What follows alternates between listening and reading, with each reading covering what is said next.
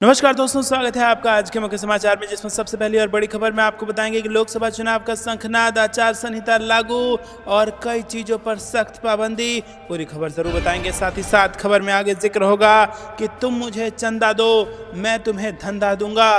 पटना पहुंचे कांग्रेस नेता कन्हैया कुमार ने खोल दी बीजेपी की पोल। कहा, ना खाऊंगा ना खाने दूंगा कहकर मचाया है खाली लूट। इसी के साथ तीसरी खबर में जिक्र होगा कि लोकसभा चुनाव 2024 के लिए कांग्रेस ने दिया नया नारा, हाथ बदलेगा हालात। इसी के साथ आगे खबर में जिक्र होगा कि चुनावी बॉन्ड ने बीजेपी की लूट को कर दिया है बेनकाब। देश को लूटने के लिए फिर 5 साल का कार्यकाल चाहती है भाजपा। उद्धव ठाकरे ने लगाए हैं ये आरोप। और इसी के साथ खबर में आगे जिक्र होगा कि अखिलेश यादव ने भी बीजेपी पर बोला बड़ा हमला। इलेक्टोरल बॉन्ड काले धन को सफेद करने की भाजपा की गारंटी है, वसूली है। जी हाँ दोस्तों, इसी प्रकार की तमाम बड़ी खबरें आपके लिए लेके आए हैं। लेकिन उससे पहले अगर आपको भी ऐसा लगता है कि चुनाव के शंखनाद के साथ अब होने जा रहा है देश में बड़ा बदलाव, और अगर आप भी खुलकर इंडिया का समर्थन करते हैं तो वीडियो कीजिए लाइक और चैनल को सब्सक्राइब करके बेल आइकन दबाकर कमेंट में लिखिए जय हिंद। रुक करते हैं सबसे पहली और बड़ी खबर की तरफ। लोकसभा चुनाव का शंखनाद, आचार संहिता लागू और कई चीजों पर सख्त पाबंदी। जी हाँ दोस्तों, देश भर में स्वतंत्र और निष्पक्ष चुनाव कराने के लिए चुनाव आयोग ने कुछ नियम बनाए हैं और आयोग के इसी नियमों को आदर्श आचार संहिता कहा जाता है। आदर्श आचार संहिता चुनावों के दौरान सभी हितधारकों द्वारा स्वीकार्य नियम है और इसका उद्देश्य प्रचार, मतदान और मतगणना को व्यवस्थित, स्वच्छ और शांतिपूर्ण रखना और सत्तारूढ़ दलों द्वारा राज्य मशीनरी और वित्त के किसी भी दुरुपयोग को रोकना है, परंतु इसे कोई वैधानिक मान्यता प्राप्त नहीं है। जहाँ दोस्तों आपको बता दें कि आदर्श आचार संहिता इस देश में लग गई है और इसके साथ ही सरकार अब कोई नई योजना और नई घोषणा नहीं कर सकती। चुनाव प्रचार में सरकारी संसाधनों का प्रयोग नहीं किया जा सकता। चुनावी पार्टियों को रैली और आम सभा के लिए अनुमति लेनी होगी। धार्मिक स्थलों और चिन्हों का चुनाव प्रचार में उपयोग नहीं किया जा सकता। मतदाताओं को नकद या उपहार देने पर रोक है और इसी के साथ चुनाव कार्यों से जुड़े अधिकारियों को नेता और मंत्रियों से मिलने पर रोक है। इसी प्रकार की कई सारी पाबंदियां हैं जो आचार संहिता लगते के साथ ही इस देश पर लग चुकी हैं। रुक करते हैं अगली ब्रेकिंग न्यूज की तरफ। तुम मुझे चंदा दो, मैं तुम्हें धंधा दूंगा। पटना पहुंचे कांग्रेस नेता कन्हैया कुमार ने दिया ये बड़ा बयान और कहा, ना खाऊंगा ना खाने दूंगा कहकर मचाया है खाली लूट। जी हाँ दोस्तों आपको बता दें कि लोकसभा चुनाव का शंखनाद हो चुका है और इसी के साथ चुनाव की तारीखों का ऐलान हो चुका है। चुनाव के लिए ऐलान होने के पहले नेता कन्हैया कुमार ने केंद्र सरकार पर जोरदार निशाना साधा और देश में SBI द्वारा इलेक्टोरल बॉन्ड यानी चुनावी बॉन्ड के आंकड़ों को जारी करने के बाद देश में बवाल मचा हुआ है। और वहीं इसको लेकर कन्हैया कुमार ने कहा है कि देश में केंद्र सरकार खुली लूट मचा रही है। ना खाऊंगा ना खाने दूंगा बोलने वाले मोदी जी खुद भी खा रहे हैं और जो उनको खिला रहा है उनको भी खिला रहे हैं। जी हाँ दोस्तों, इलेक्टोरल बॉन्ड में सबसे ज़्यादा चंदा बीजेपी को मिला है। बीजेपी को कुल 60 अरब रुपए चंदा दिया गया है, जिसको लेकर कन्हैया कुमार ने कहा है कि हम लोग पहले से ही बीजेपी के इसी मॉडल का विरोध कर रहे हैं और यही बात कह रहे हैं कि पहले ED CBI का रेड होता है, उसके बाद वो कंपनी भाजपा को चंदा दे देती है, फिर उसके बाद केस बंद हो जाता है। उन्होंने कहा कि केंद्र की मोदी सरकार ने भ्रष्टाचार को कानूनी रूप दे दिया है और यही उनका मॉडल है। तुम मुझे चंदा दो, मैं तुम्हें धंधा दूंगा। जो भाजपा को पैसा देता है उसका धंधा चलता है, उसकी राजनीति की दुकान चलती है। जो भाजपा को चंदा नहीं देता है और उसका बिजनेस नहीं चल पाता है। दोस्तों उन्होंने कहा कि केंद्र सरकार कंपनियों से, बिजनेसमैन से वसूली करती है। केंद्र सरकार में खुली लूट हो रही है। ना खाऊंगा ना खाने दूंगा कहने वाले PM मोदी खुद भी खा रहे हैं और जो उनको खिला रहा है उनको भी खिला रहे हैं। वहीं केजरीवाल को राउस एवेन्यू कोर्ट से कथित शराब घोटाला मामले में बेल मिलने को लेकर कन्हैया कुमार ने कहा कि उनको बेल की जरूरत ही नहीं थी, मुकदमा ही गलत था। दोस्तों आपको बता दें कि सुप्रीम कोर्ट के फैसले के बाद अब इलेक्टोरल बॉन्ड पर जो खुलासा हुआ है वो एक के बाद एक चौंकाने वाला खुलासा आ रहा है और इस पर जवाब देना भाजपा के लिए मुसीबत बन चुका है। रुक करते हैं अगली ब्रेकिंग न्यूज की तरफ।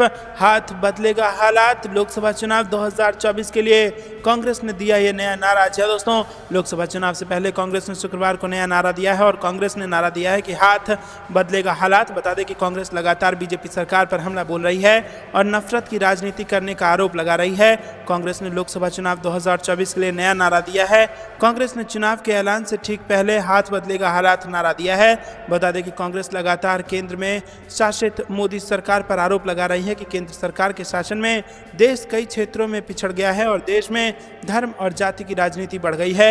राहुल गांधी ने बीजेपी पर नफरत की राजनीति करने का भी आरोप लगाया है और अब चुनाव से पहले देश की हालात बदलने का नारा दिया है। बता दें कि कांग्रेस नेता राहुल गांधी की भारत जोड़ो न्याय यात्रा शुरू होने से पहले भी कांग्रेस ने ये नारा दिया था और इसके पहले राहुल गांधी की यात्रा का नाम भारत जोड़ो यात्रा था, लेकिन इस बार राहुल गांधी की यात्रा के साथ न्याय यात्रा भी जोड़ दिया गया है और अब कांग्रेस ने चुनाव से पहले नया नारा दिया है। बता दें कि कांग्रेस की भारत जोड़ो न्याय यात्रा महाराष्ट्र पहुंच गई है और शुक्रवार को महाराष्ट्र के ठाणे में राहुल गांधी ने भारत जोड़ो न्याय यात्रा के दौरान बीजेपी सरकार पर जमकर हमला बोला था।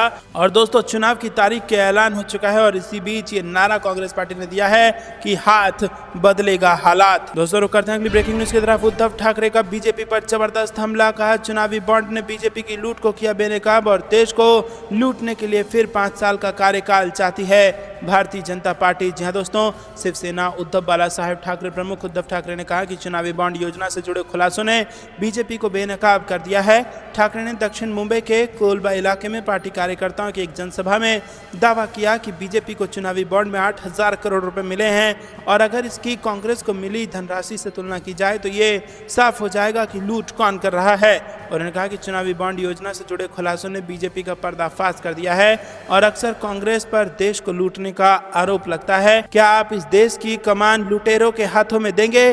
बीजेपी आपको विकसित भारत के सपने दिखाकर देश को लूटने के लिए एक बार फिर 5 साल का कार्यकाल चाहती है। महाराष्ट्र के पूर्व मुख्यमंत्री ठाकरे ने आरोप लगाया है कि जैसे कि उनकी पार्टी के नेताओं और केंद्रीय अन्वेषण ब्यूरो यानी कि सीबीआई और प्रवर्तन निदेशालय यानी कि ईडी जैसे जांच एजेंसियों द्वारा दबाव बनाया जा रहा है, वैसे ही उद्यमों को भी बीजेपी को बड़ा चंदा देने के लिए धमकाया जा रहा है। उन्होंने दावा किया कि शीर्ष कंपनियों को देश के विभिन्न हिस्सों में ठेके मिले हैं और उन्हें चुनावी बॉन्ड के रूप में भाजपा को दान देने के लिए विवश किया गया है। रुक करते हैं अगली ब्रेकिंग न्यूज की तरफ। इलेक्टोरल बॉन्ड काले धन को सफेद करने की भाजपा की गारंटी है, अखिलेश यादव का बड़ा हमला। जी हां दोस्तों, सुप्रीम कोर्ट की सख्ती के बाद विभिन्न दलों को मिले इलेक्टोरल बॉन्ड सार्वजनिक होने पर हर तरफ इसकी चर्चा हो रही है। विपक्षी दलों ने इलेक्टोरल बॉन्ड को लेकर भाजपा पर तीखा हमला किया है। सपा प्रमुख अखिलेश यादव ने शुक्रवार को बीजेपी पर इसे लेकर बड़ा हमला करते हुए कहा कि इलेक्टोरल बॉन्ड भाजपा के लिए चंदा नहीं, एक तरह की वसूली है। इलेक्टोरल बॉन्ड काले धन को सफेद करने की बीजेपी की गारंटी है और अखिलेश यादव ने शुक्रवार को पार्टी कार्यालय में पत्रकारों से बातचीत में भाजपा को उसी के अंदाज में जवाब दिया। अखिलेश यादव ने कहा कि ये इलेक्टोरल बॉन्ड जनता के शोषण की भाजपाई गारंटी है और केंद्र की शक्तियों का दुरुपयोग और राजनीतिक वातावरण को दूषित करने की भाजपाई गारंटी है।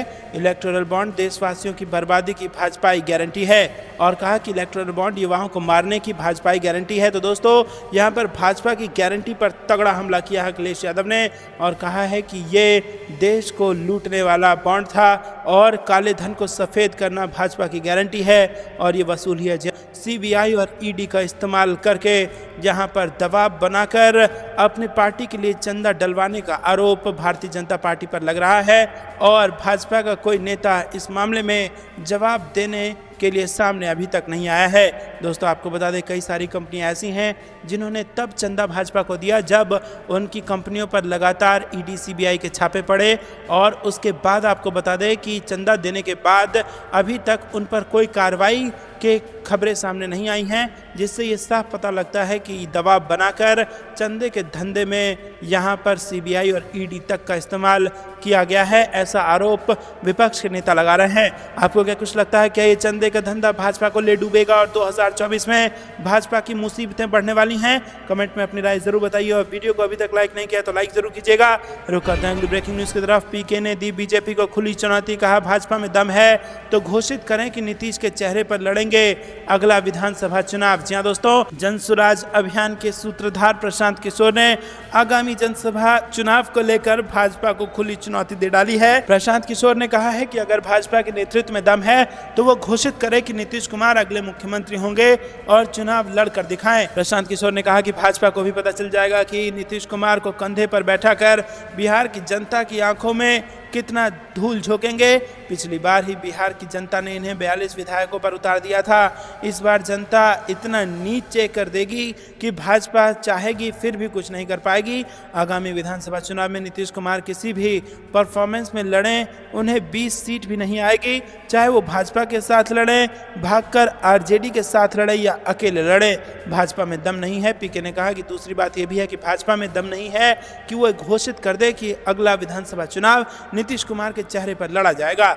रुक करते हैं अगली ब्रेकिंग न्यूज की तरफ। किसानों, युवाओं और महिलाओं के लिए कांग्रेस लाइव 15 गारंटियां, मल्लिकार्जुन खड़गे ने किया इनका ऐलान। जी हां दोस्तों, आपको बता दें कि चुनाव की तारीखों के ऐलान होते ही यहां पर कांग्रेस पार्टी ने धुआंधार ऐलान कर दिया है, जहां पर देश की जनता का दिल जीतने का प्रयास किया गया है। 15 बड़ी गारंटियों की घोषणा की गई है और कांग्रेस के राष्ट्रीय अध्यक्ष मल्लिकार्जुन खड़गे ने बेंगलोर में एक प्रेस कॉन्फ्रेंस के दौरान प्रधानमंत्री मोदी पर भी जमकर हमला बोला और उन्होंने प्रधानमंत्री मोदी पर हमला बोलते हुए कहा कि कानूनों के साथ साथ श्रमिकों के कल्याण के लिए योजनाओं को कमजोर करने का आरोप उन्होंने लगाया। और इसी के साथ प्रेस कॉन्फ्रेंस के दौरान खड़गे ने कहा कि कांग्रेस पार्टी ने सामाजिक सुरक्षा, उचित वेतन और श्रमिकों की स्थिति में सुधार के लिए कई कानून बनाए हैं। दुर्भाग्य से इस एक दशक में प्रधानमंत्री मोदी ने सभी श्रम कानूनों के साथ साथ श्रमिकों के कल्याण की योजनाओं को भी कमजोर कर दिया है और यहां तक कि मनरेगा श्रमिकों को उनकी पूरी मजदूरी नहीं मिल रही है और राज्य सरकार को नियमित पैसा भी जारी नहीं किया जाता है। रुक करते हैं अगली ब्रेकिंग न्यूज़ की तरफ, जिसमें आपको बता दें कि यहां पर इलेक्टोरल बॉन्ड से जुड़ी बड़ी खबर। इलेक्टोरल बॉन्ड का बवाल, राजनीतिक चंदा देकर फंसी टॉप 10 कंपनियां, डोनेशन पर एक्शन की मांग। जी दोस्तों, भारत के चुनाव आयोग की ओर से गुरुवार को जारी आंकड़ों के मुताबिक बजाज, बिरला और महिंद्रा समेत भारत के 10 प्रमुख बिजनेस ग्रुप से जुड़ी कंपनियों ने 1306 करोड़ रुपए के इलेक्टोरल बॉन्ड खरीदे और इनमें से केवल कुछ कंपनियां ही बेंचमार्क निफ्टी 50 इंडेक्स यानी कि 20,000 करोड़ रुपए से अधिक बाजार पूंजी वाली बड़ी कैप कंपनियों में शामिल है। कुल मिलाकर निफ्टी 50 कंपनियों में से केवल 15 ने 520 करोड़ रुपए के इलेक्टोरल बॉन्ड खरीदे और इसमें भारतीय एयरटेल 198 करोड़ रुपए के साथ सबसे आगे रही है और कंपनियों ने एक्सचेंज को नहीं दी बॉन्ड खरीदने की जानकारी। जी हाँ दोस्तों, इलेक्टोरल बॉन्ड खरीदने वाली इन लिस्टेड कंपनियों ने एक्सचेंज के सामने इस बात का खुलासा नहीं किया और इससे इसकी जानकारी निवेशकों को भी नहीं मिल पाई। फाइनेंशियल ऑब्जर्वर के एक वर्ग का मानना है कि बाजार नियामक सेबी को कंपनियों के लिए स्टॉक एक्सचेंज फाइलिंग के माध्यम से पॉलिटिकल फंडिंग का खुलासा करना अनिवार्य बनाना चाहिए। दोस्तों, आपको क्या कुछ लगता है कमेंट में जरूर बताइए और वीडियो को अभी तक लाइक नहीं किया तो लाइक जरूर कीजिएगा। रुक करते हैं अगली ब्रेकिंग न्यूज़ की तरफ। इलेक्टोरल बॉन्ड पर राहुल गांधी ने बोला बीजेपी पर हमला और न्याय यात्रा के दौरान कहा मोदी अडानी एक ही है, उन्हें मोडानी कहना चाहिए। जी हाँ दोस्तों, मोदी और अडानी मिलकर बने मोडानी। ये लगातार राहुल गांधी इस बात का प्रयास कर रहे हैं और अडानी के साथ मोदी का नाम जोड़ रहे हैं ताकि ये हम दो और हमारे दो की सरकार को वो साबित कर सकें। रुक करते हैं अगली ब्रेकिंग न्यूज़ की तरफ। चुनावी बॉन्ड मामले में सुप्रीम कोर्ट की निगरानी में स्वतंत्र जांच शुरू, भ्रष्टाचार गंभीर चिंता का विषय, कांग्रेस पार्टी का बयान। जी दोस्तों, कांग्रेस ने शनिवार को कहा कि चुनावी बॉन्ड घोटाले की सुप्रीम कोर्ट की निगरानी में स्वतंत्र जांच होना जरूरी है। पार्टी महासचिव जयराम रमेश ने यह भी दावा किया कि प्रधानमंत्री नरेंद्र मोदी के शासनकाल में सरकार का मतलब जितना चंदा उतना हक है। बता दें कि निर्वाचन आयोग ने बृहस्पतिवार को चुनावी बॉन्ड के आंकड़े सार्वजनिक कर दिए हैं। सुप्रीम कोर्ट के निर्देश के बाद भारतीय स्टेट बैंक ने 12 मार्च को आयोग के साथ आंकड़े साझा किए थे। जयराम रमेश ने एक्स पर पोस्ट किया कि चुनावी बॉन्ड पर डेटा सामने आने के बाद पहले विश्लेषण में बीजेपी की 4 भ्रष्ट नीति, चंदा दो धंधा लो, हफ्ता वसूली, ठेका लो, रिश्वत दो और फर्जी कंपनी डकैत संगनी सामने आई थी। वहीं चुनावी बॉन्ड घोटाले के माध्यम से सामने आए भ्रष्टाचार के ये चारों पैटर्न गंभीर चिंता के विषय हैं और उन्होंने कहा कि इस पूरे मामले की उच्चतम न्यायालय की निगरानी में स्वतंत्र जांच होना आवश्यक है। जयराम रमेश ने कहा कि दरअसल हमने इस तरह के भ्रष्टाचार के दर्जनों उदाहरण सामने आते देखे हैं और भारत के कॉरपोरेट से हजारों करोड़ों रुपए की उगाही और वसूली की गई है, हजारों करोड़ की सार्वजनिक संपत्ति लूटी गई है। रुक करते हैं अगली ब्रेकिंग न्यूज़ की तरफ। बीजेपी सांसद अजय प्रताप सिंह ने पार्टी छोड़ी, पार्टी पर भ्रष्ट लोगों को संरक्षण देने का लगाया आरोप। जी हाँ दोस्तों, भारतीय जनता पार्टी के राज्यसभा सदस्य अजय प्रताप सिंह ने आगामी लोकसभा चुनाव के लिए उम्मीदवारों के चयन की प्रक्रिया पर नाराजगी व्यक्त की है। और इसके साथ ही शनिवार को पार्टी की प्राथमिक सदस्यता से इस्तीफा दे दिया और बड़े पैमाने पर भ्रष्टाचार में लिप्त होने के लिए पार्टी की आलोचना की। सिंह ने दावा किया है कि बीजेपी में भ्रष्ट लोगों को संरक्षण मिल रहा है और पार्टी राजनीतिक व्यापारियों का अड्डा बन गई है। और सिंह ने शनिवार सुबह सोशल मीडिया मंच एक्स पर अपना त्यागपत्र पोस्ट किया। उन्होंने बीजेपी प्रमुख जेपी नड्डा को लिखे एक पंक्ति में पत्र में कहा कि मैं पार्टी की प्राथमिक सदस्यता से इस्तीफा दे रहा हूं। सिंह ने पत्र में अपने इस्तीफे के लिए किसी कारण का जिक्र नहीं किया। हालांकि सीधी शहर में पत्रकारों से बात करते हुए सिंह ने पार्टी पर भ्रष्टाचारियों को बचाने समेत कई गंभीर आरोप लगा दिए हैं। रुक करते हैं अगली ब्रेकिंग न्यूज की तरफ। 1000-2000 के लेन देन पर भी चुनाव आयोग की पैनी नजर। जी हाँ दोस्तों, लोकसभा चुनाव 2024 में आम चुनाव की घंटी बज गई है। चुनाव आयोग की तरफ से 7 चरण के चुनाव कार्यक्रम का ऐलान कर दिया गया है और प्रेस कॉन्फ्रेंस के दौरान मुख्य चुनाव आयुक्त राजीव कुमार ने कहा कि इस बार का आम चुनाव कई मायनों में खास रहने वाला है। भारत जैसे विविधता भरे देश में चुनाव कराना बड़ी चुनौती है। उन्होंने बताया कि इस बार के चुनाव में धन बल का इस्तेमाल नहीं होने देंगे, हर चीज पर कड़ी नजर रखी जाएगी। चुनाव आयोग की तरफ से पिछले चुनावों में लेन देन से जुड़े मामले सामने आने के बाद इस पर और कड़ी निगरानी की जाएगी। मुख्य चुनाव आयुक्त राजीव कुमार ने प्रेस कॉन्फ्रेंस के दौरान कहा कि चुनाव के दौरान पैसों के लेन देन पर नजर रखने के लिए बैंक को निर्देश दिए गए हैं और बैंक नकद के साथ ही ऑनलाइन ट्रांजैक्शन पर भी नजर रखेंगे। उन्होंने बताया कि इस बार बैंक खाता धारकों की तरफ से किए जाने वाले 1000 रुपये तक के ट्रांजैक्शन पर नजर रखी जाएगी और वॉलेट से कोई 1000 या 2000 रुपये तो नहीं दे रहा। चुनाव आयोग की इस पर भी नजर रहेगी। इलेक्शन कमीशन का मकसद पैसों के दम पर मतदाताओं को प्रभावित करने से रोकना है। दोस्तों रुक करते हैं अगली ब्रेकिंग न्यूज की तरफ। 2 भर्ती परीक्षाएं रद्द, 60 लाख अभ्यर्थियों का भविष्य अधर में। क्या बीजेपी को चुकानी पड़ेगी युवाओं की नाराजगी की कीमत? जी हाँ दोस्तों, आपको बता दें कि उत्तर प्रदेश में 2 बड़ी भर्ती परीक्षाओं को रद्द कर दिया गया है। पहले यूपी पुलिस कांस्टेबल भर्ती परीक्षा में पेपर लीक का मामला आने के बाद परीक्षा को रद्द करने का निर्णय लिया गया है। दरअसल इस परीक्षा में बड़े पैमाने पर गड़बड़ी की शिकायतें आई थी। बावजूद इसके यूपी पुलिस भर्ती एवं प्रमोशन बोर्ड की ओर से लगातार दावा किया जाता रहा है कि पेपर लीक नहीं हुआ है। हालांकि जब पेपर लीक के सबूत सामने आए और छात्रों का आक्रोश गहराया तो फिर यूपी सरकार ने भी मान लिया और बोर्ड ने भी पेपर लीक से इनकार की जगह सच्चाई को स्वीकार लिया। ARO परीक्षा को भी लेकर इसी प्रकार का मामला सामने आया था। परीक्षा के बाद से ही पेपर लीक मामले को लेकर छात्र आक्रोशित थे। प्रयागराज में बोर्ड के सामने अभ्यर्थियों का प्रदर्शन चल रहा था। यूपी कांस्टेबल भर्ती परीक्षा रद्द होने के बाद इस पर भी बोर्ड और सरकार ने अपने कदम पीछे खींचे। दोनों परीक्षाओं में करीब 60 लाख अभ्यर्थी शामिल हुए हैं और वो अब लोकसभा चुनाव में भारतीय जनता पार्टी के लिए मुसीबत बन सकते हैं। रुक करते हैं अगली ब्रेकिंग न्यूज की तरफ।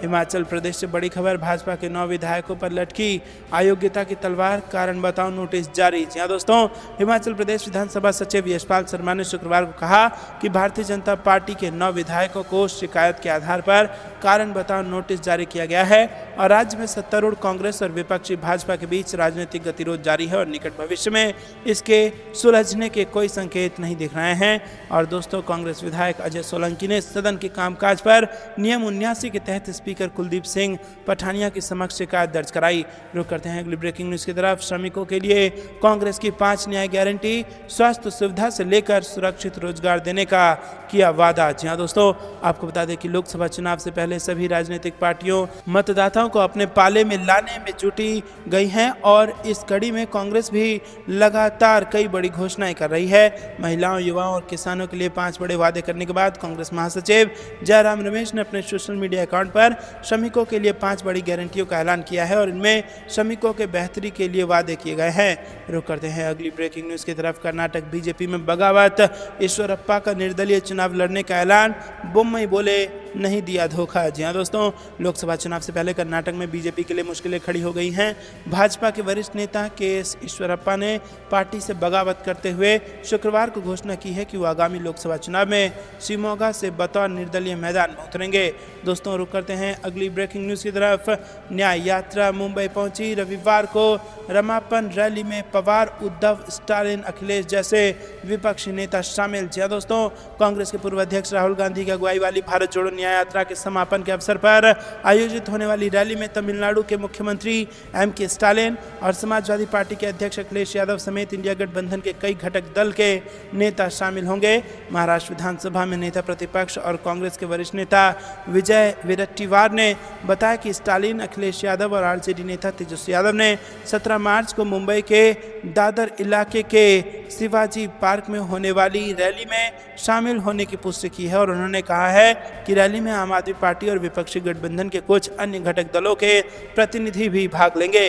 रुक करते हैं अगली ब्रेकिंग न्यूज की तरफ। नीतीश मंत्रिमंडल विस्तार, यादव और भूमिहार का पत्ता साफ, बिहार एनडीए ने दोनों जातियों पर नहीं जताया विश्वास। जी हाँ दोस्तों, आपको बता दें कि बिहार में मंत्रिमंडल विस्तार को लेकर तरह तरह की चर्चाएं चल रही हैं और उन चर्चाओं पर एनडीए की नीतीश सरकार ने विराम लगा दिया है। दोस्तों, जेडीयू और बीजेपी के कुल 21 मंत्रियों को पद और गोपनीयता की शपथ दिलाई गई और जेडीयू के कोटे से 9 और बीजेपी के कोटे से 12 मंत्रियों ने शपथ ली है। इन मंत्रियों की जाति को लेकर चर्चाओं का बाजार गर्म है और कहा यह जा रहा है कि बीजेपी ने भी यादव और भूमिहार जाति पर विश्वास नहीं जताया है।